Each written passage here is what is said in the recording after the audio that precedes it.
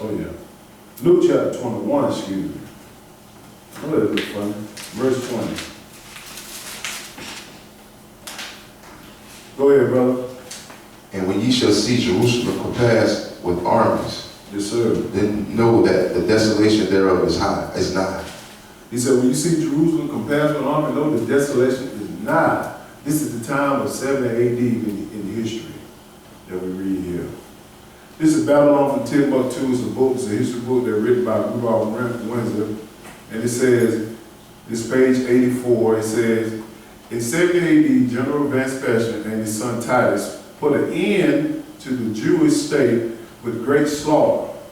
During the period of the military governance of Palestine, many outrageous atrocities were committed against the residue of the people. They killed a lot of our people. This is documented history. You go in your history, you go Google it and anything. They destroyed Solomon's temple to the ground. And this is what Jesus is talking about right here. This is the exact same time of 70 AD. 21, go ahead, brother. Then let them which are in Judea flee to Go 20 again. Okay. And when ye shall see Jerusalem compassed with armies. Now you know what that army was. We just read it right here. General Vespasian and his son Titus. They put an end to the Jewish state. They destroyed Solomon's temple, that second temple. Go ahead. Then know that the desolation there is nigh. Yes, sir. Then let them which are in Judea flee to the mountains, and let them which are in the midst of it depart out, and let not them that are in the countries enter thereinto. What does that sound like to you? Scattering. Because when we fled into the mountains, we went into the mountains of Africa, they told me, hey, that's an Israelite right there. They pointed us out. They knew the difference between the Hamites and the Israelites. We were black with woolly hair, but believe me, we look a lot different because we understand that our genetic structures made a whole lot different. They are thin, can't grow beards, all that. They don't grow hair like we grow it. But this is what God tells us right here. In 70 AD, this is what happened. He said, look, man, I'm telling you what's going to happen now. These armies going to come. This is way before he even died. Christ died at what, 4 BC? I think it was 4 BC when he died. I'm not correct, if I'm correct. Check me on that. Go ahead. 22. For these be the days of vengeance, that all things which are written may be fulfilled. What written of where? Where it was written? Deuteronomy chapter 28. He said that was written already. It got to be fulfilled. So he fulfilled it in 7 AD. The days of vengeance must be fulfilled. Go ahead. But woe unto them that are with child, Yes, sir. and to them that give suck in those days, for there shall be great distress in the land, and wrath upon this people. See, it was hard for parents with children who couldn't understand. They were small and they needed it. When he said give suck, or a woman that feeding a child with a breast, it was hard because she was hungry and the baby was hungry. She couldn't produce that with a big hand, try to keep her energy up. This thing gonna come back full circle. Full circle. This is a twofold prophecy right here now. He said, like I did Moses, I'm going to do y'all the same way in your generation. Go ahead. And, 24. And they shall fall by the edge of the sword, and shall be led away captive into all nations. And Jerusalem shall be trodden down of the Gentiles. Yes, sir. Until the time of the Gentiles be fulfilled. And has the time of the Gentiles been fulfilled? They still running. Nebuchadnezzar's sons, they still running. The time of the Gentiles have to be fulfilled. He said, and they shall fall by the edge of the sword. And that's why I read in Babylon 10:2 to show you that they killed a lot of Israelites just to bring them in slavery. And he shall be led away and captive in all nations. That's the transatlantic slave trade. You got to know this. And it's going to happen the same way again, the ones that get caught. We finished with that? Yes, sir. Let's go to Jeremiah chapter 23. When Pastor tells me this lie, talking about the Jews who made it back into the land in 1948, they don't know nothing about the Exodus. The first or the second. You got to understand what this is all about. And these pastors lie. They're taking people straight to the lake of fire, trying to appease some people and make them feel good. Jeremiah chapter 23 and verse 1. But God don't deal with these pastors, man, who destroy and mislead and scatter his flock. I take this serious, because I know he's going to judge me stricter than any one of y'all. Jeremiah chapter 23 and verse 1. Just look at this and see how the Jews went back in 1948. Come on, man. If Jews went back in 1948, Christ should have been on the throne ruling. He got to be over there. Verse 1, go ahead.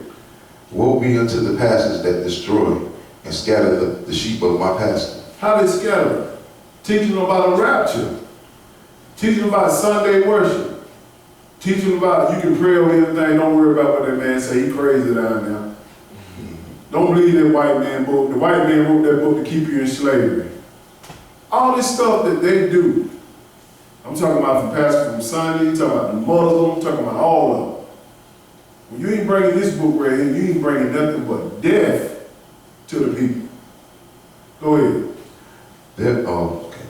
Stay on the list now. Go ahead. Woe be unto the pastors that destroy and scatter the sheep of my pastor. Yes, sir. Saith the Lord. He said, warning to you pastors, pay close attention to this. Go ahead. Therefore, thus saith the Lord God of Israel against the pastors that feed my flock. Yes. Against who? Against the pastors that he said, woe unto you, woe mean warning. Go ahead. Ye have scattered my flock and driven them away, and have not visited them. Behold, I will visit upon you the evil of your doings, saith the Lord. This is what scares me. If I don't tell y'all what thus says the Lord about the Exodus, I don't tell y'all about the holy days, I don't tell y'all about his law, man, he said, I'm going to visit you, Jeff, and I'm going to bring the pain to you, Jeff. Believe that. You had this whole book and you didn't read it. You started in the New Testament. That's what most of them do. And they're destroying churches. Go ahead. And I will gather the remnant of my flock out of all countries whither I have driven them. Wait a minute, what does that sound like? I'm going to gather them. This Jesus said, I'm going to gather them. So stop thinking about this, whoever, you thought Barack Obama going to save you. You thought Martin Luther King going to save you. You thought Medgar Evers going to save you. You thought Marcus Garvey going to save you. You thought Malcolm X going to save you. Ain't none of them saved us. They ain't. Jesus said, I'm going to gather you out these lands. I'm going to bring you back into the promised land. There's no disrespect for them, but they have sat us all the way back in the time if they don't bring this book like it's supposed to be brought.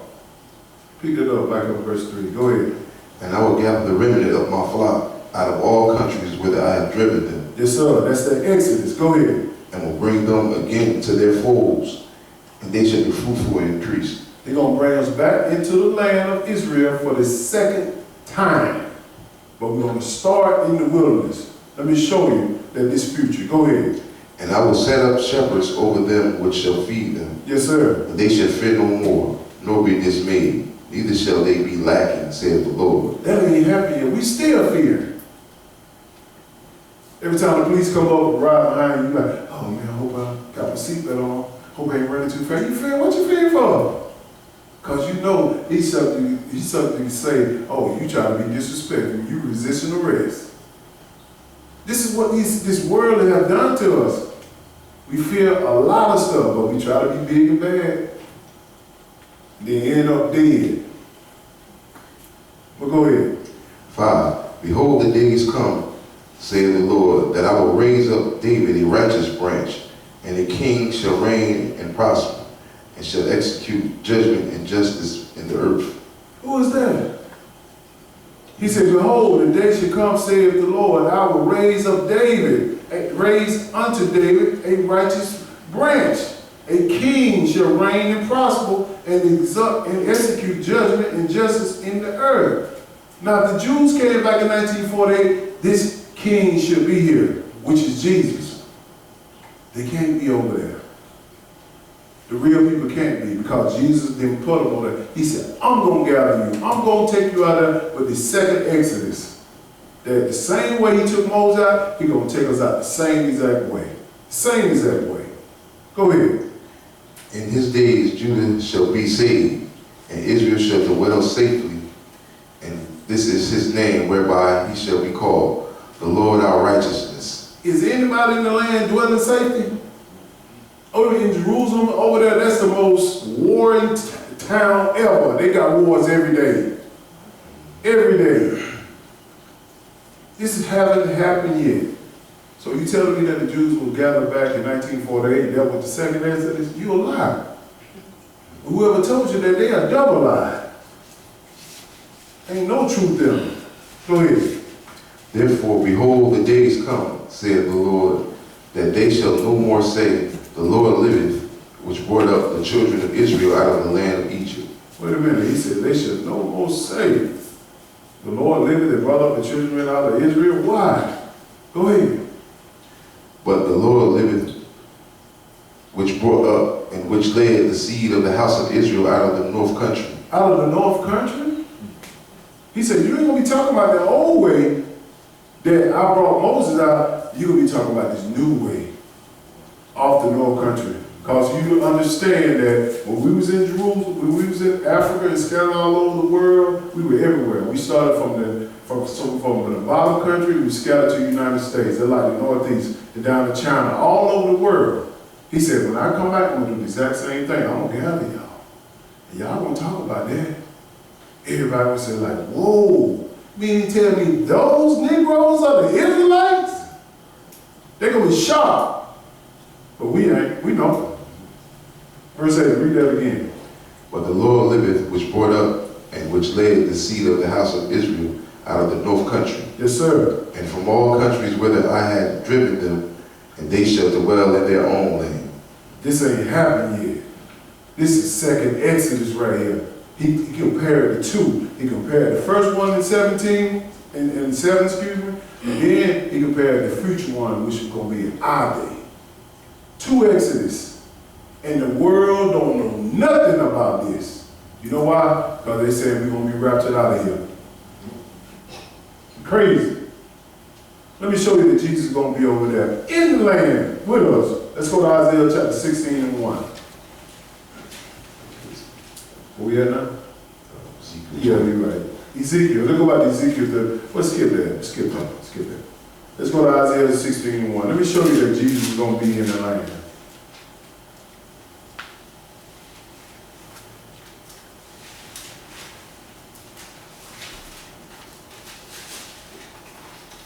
Isaiah chapter 16 and 1.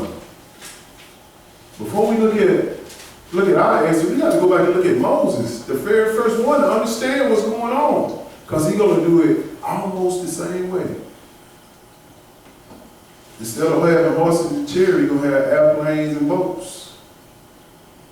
And then he mentioned that in the book, that he's going to carry his seed, his children of Israel in airplanes. But Isaiah couldn't understand it. He said a bird with windows in it. We're going to get to it. Isaiah 16 and 1. Let's see Christ right here. Go ahead. Send ye the lamb to the ruler of the land from Selah to the wilderness, unto the mount of the daughters of Zion. Send who? The lamb. Who's he talking about? Jesus. For 3.5 years, he's going to be dealing with us in the land where all this destruction going on. Send him to Jerusalem. Go ahead. For it shall be that as a wandering bird cast out of the nest, yes, sir, so the daughters of Moab shall be at the fords of Arnon. See, we're going to be like a wandering bird cast out of the nest. Meaning that you have to see those chicks, one of the birds get separated from the flock, they don't know what to do. They're like, we so used to this slave mentality of working sun up to sundown, paying all these bills, all this stuff. We're going to be out there in the land like, man, what we supposed to do? What we supposed to do? We just a good slave, we know how to go to work. We're going to be like a wandering bird. The ones that understand, they're going to be like, hold on, let me sit right here and wait and see what Jesus say. Or whoever that angel he got talking to us. Whatever. Go ahead. Take counsel, execute judgment, make thy shadow as the night in the midst of noonday. Hide the outcast, berate not him that wandereth. He said he's going to hide us. He's going to use Moab and Ammon to hide us. They're going to protect us. They're going to make sure we take care of. Go ahead. That's another lesson. Go ahead. 4. Let my outcast dwell with thee, Moab, That's more. He said, let my outcasts. Israel in the second Exodus is the outcast. He said, let my outcasts dwell in Moab. Meaning that they the one that's going to show us the way over there. We don't understand nothing about that way over there. And it's scary to understand that sometimes. Like, man, I ain't never been out, someone say never been out of the state of Georgia. More or less the country. And you ain't seeing this no more. You can have this land right here. You can have the bills, you can have the cars, you can have it all. I'm waiting on this right here. You can have this. Go ahead. For let my outcast dwell with thee, Moab. Be thou a cover to them from the face of the spoiler. He said, be a cover to them, protect them, Moab. Because the spoiler comes, Satan going to send his boys after us, as we're going to read later on. But they're going to protect us. Go ahead. For the extortioner is at an end. Yes, sir. The spoiler ceaseth. The oppressors are consumed out of the land. You see right now in this land, the oppression is ceasing. I ain't never seen with so many where white folks go and get white folks, boy. I mean, I ain't never seen it like this when I grew up. I know Mr. Helsing said he about 100 years old. Took a little shot at you here. Yes, sir. But I ain't never seen where you got white folk going at each other like they going at each other now. The oppressor are ceased it. They still got power, but they ain't like it used to be.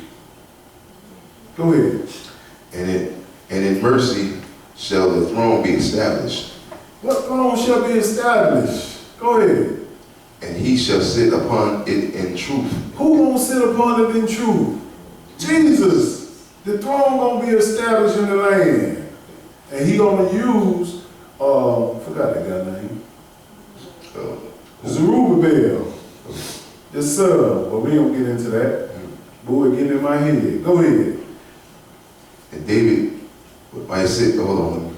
And in mercy shall the throne be established, and he shall sit upon it in truth in the tabernacles of David. Yes, sir. Judging and seeking judgment and hasting righteousness. This right here is talking about future all day. He's going to be sitting in the tabernacle judging. Meaning that he's going to bring us under the bond of the covenant. He's going to bring us under the rod. We're going to make sure that you render this land righteous. While we're in the land right now, while we're in the wilderness, at that time, we're going to come under the rules. And the ones that don't flock under the rules, he killing them on the spot. Purge them. That's it. He ain't going to be playing right now. That's why you got to get mentally ready for this. Mentally. Go ahead. We feel with that? Jump down to verse 14. Now I'm going to show you the time period of this. Who's running. Go ahead. But now the Lord hath spoken, saying, the Lord has spoken. Jesus spoken. Go ahead. Within 3 years, as the 3 years of Herod. He said this period right here is going to be within 3 years. How long is the Great Tribulation? 3.5 years. Same time frame. Go ahead. And the glory of Moab shall be content with all the great multitude, and the remnant shall be very small and feeble. Listen what he said now. He said the glory of Moab will be content with it. Pronounce that for me, somebody? Content. With all the great multitude. Moab will be dealing with all the great multitude. He said, and the remnant shall be very small and feeble. Why show the difference between the two? Because the remnant is the one that he didn't purge. There's going to be a lot of dead bodies there. Because they're going to come in there with all kinds of doctrines, just like our Hebrew brothers right now with all these different camps. Whatever Jesus is saying right there, I'm rolling with it. If he said put the head covering on, put it on. If he said me put the head covering, put it on. I'm rolling with whatever he said, I'm rolling. That's how you got to have the mentality, because we don't know it all. He said, I'm going to explain everything when I get here. You're going to know. You done with that? Yes, sir. Let's go to Exodus chapter 3. Let's look at how the first Exodus came about.